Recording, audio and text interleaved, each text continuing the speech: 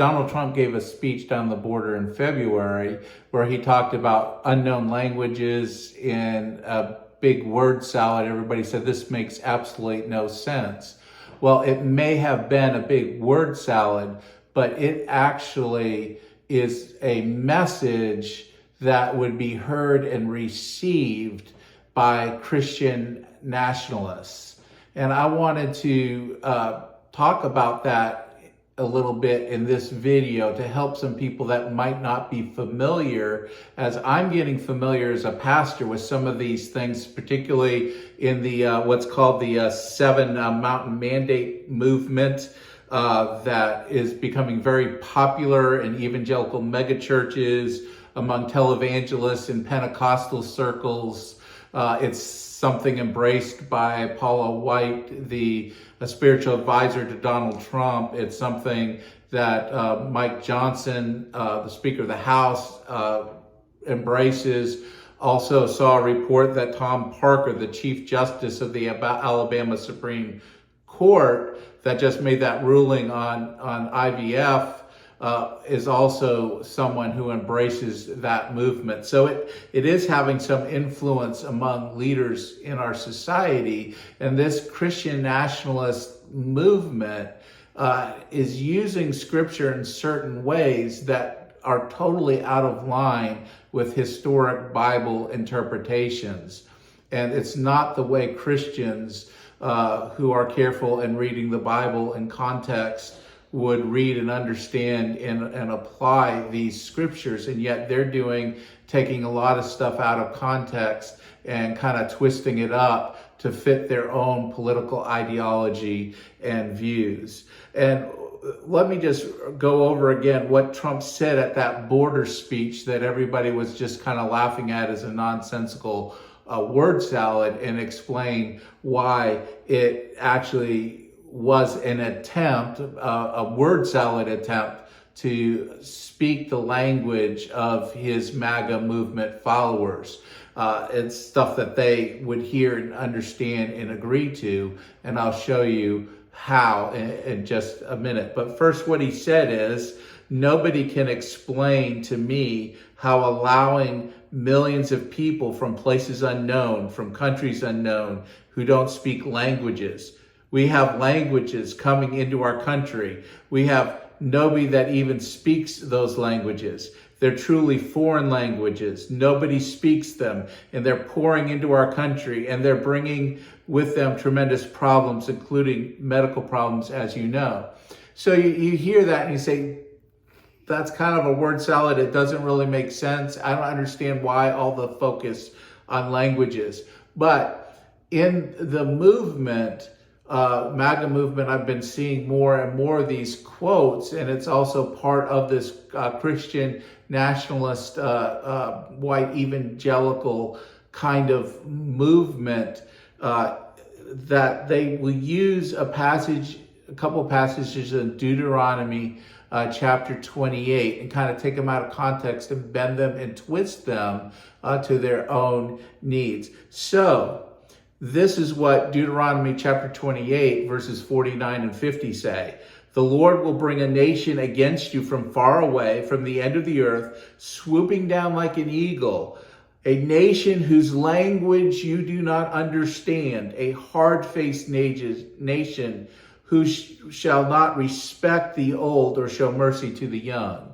Do you see how he's saying? He's saying to his followers, look, I'm seeing here all these languages coming in. What he's saying is these nations, these people coming in, that's why he's painting them as opponents in such stark terms, how dangerous they are, and just kind of painting with a broad brush to stoke fear. It's because in this Seven Mountain Mandate movement, as I'm getting familiar with it, there's a lot of talk, and part of it is the mandate is to take control of the U.S. government and shape it according to their Christian beliefs, which are they're not mainstream Christian beliefs at all. They're very twisted.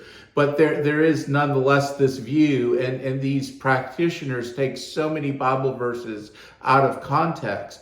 And so what they're doing is they're taking this idea that these nation, and they kind of put the United States in the place of Israel in Deuteronomy. So they're saying, hey, we're going to get invaded by a nation. We don't know their language. They're going to take us over. We got to fight against that. We've got to protect against that.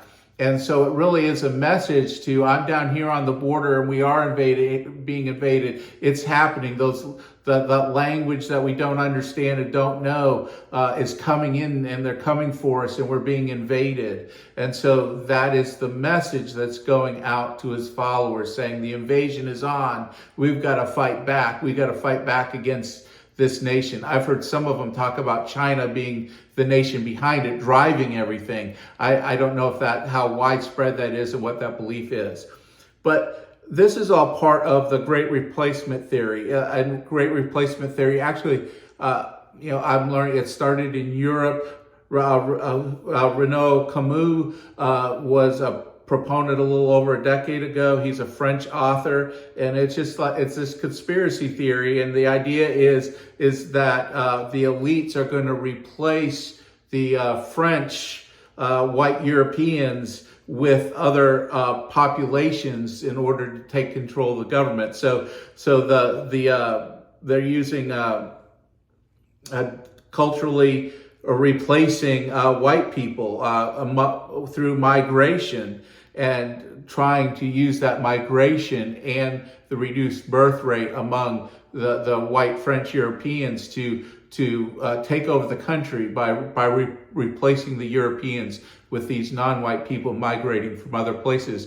In particular, Camus was worried about Muslims coming into his country. In the United States, that's being taken up and run with apparently a lot of conservative radio hosts and media personalities who think and say that this mass migration that's happening right now is going to lead to immigrants taking over the United States and displace the traditional roots of white evangelicalism. And not all white evangelicalism as a culture, not every single one of them is a white person, because often there's non-white people that I'm sure a minority of them that kind of are drawn into that to oppose migration. So that you often see the white evangelical Christian Nationalists point out to an African American here, Hispanic there,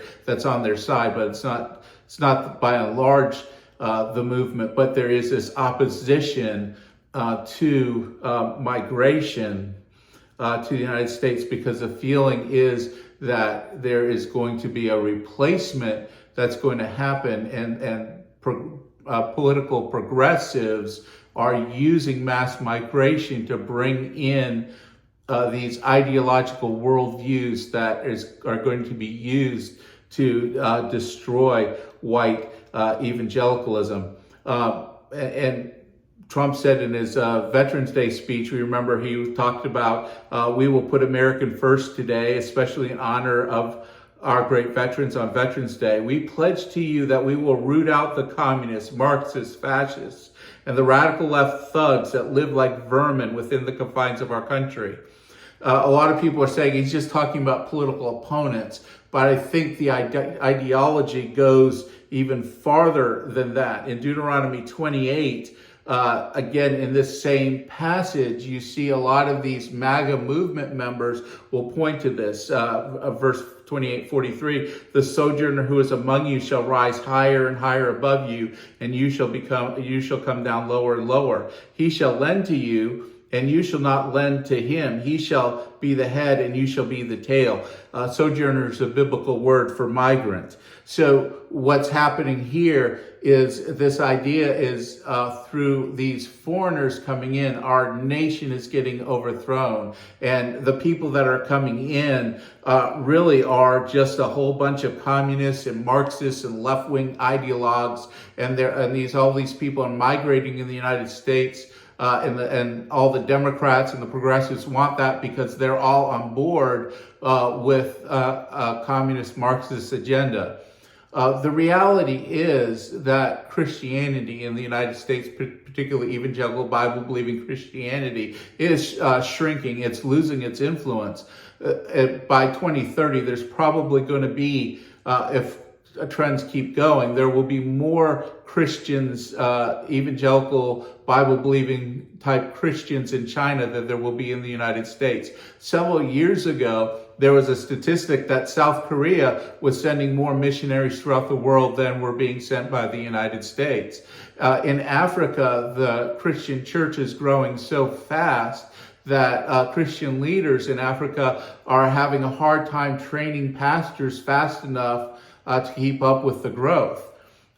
Christianity is exploding in the world. And even when you think about it's the Anglican churches in Africa that are the strongest voices against the liberal influence of the more progressives in the Episcopal Church in the United States. It's the global Methodists, the Methodists in Africa and other places that have been really pushing the United Methodist Church not to go in a progressive direction. So what we have really is a vibrant, growing Christianity globally. It's growing rapidly in Iran, in Afghanistan, in Pakistan. No matter how much persecution, Christianity is still growing, and the more persecuted Christians are, the faster they grow. So it's simply not true that white evangelicalism, that evangelical culture, is the only hope for Christianity in the world. The world is showing just how corrupt this white Christian nationalist evangelical type Christianity that's so prominent in MAGA really is. And they're showing it as a bankrupt ideology. And biblically speaking, and part of what I do on my channel is trying to point out how far Donald Trump and MAGA is from true, faithful, biblical Christianity. And a lot of people just assume that because they say they're evangelical and because they say they're Bible-believing Christians, that what they espouse is actually Christianity, when it's really not. They're taking their own political ideology, and then they're finding Bible verses that they can twist to fit in what they already believe. So instead of letting the Bible shape their views, shape their heart, change their lives, they're bringing their already set views into the Bible and bending and twisting Bible passages to fit what they already believe. So I'd encourage anybody that really wants to explore these things. You can look at my channel, Pastor Chris RN. It's kind of moved in this direction to be talking about this, and just look at some of those videos, especially if you're not a Christian or you're from outside the Christian movement and you're just wondering what's going on. You might be able to see more of the Christian pushback to Donald Trump and MAGA from a conservative, theologically conservative Christian perspective. I am not a progressive Christian at all. I'm conservative. I believe the Bible is God's word, and I base my faith and my life upon that teaching. So and I'm not MAGA. I'm not on board with that. And I really hope that people would look at it. Now, I don't make the greatest videos. I'm not a big entertainer. I don't have the greatest graphics. I hope you'll look past that and just kind of look to the content. So thank you so much, and I will share more later. Thanks.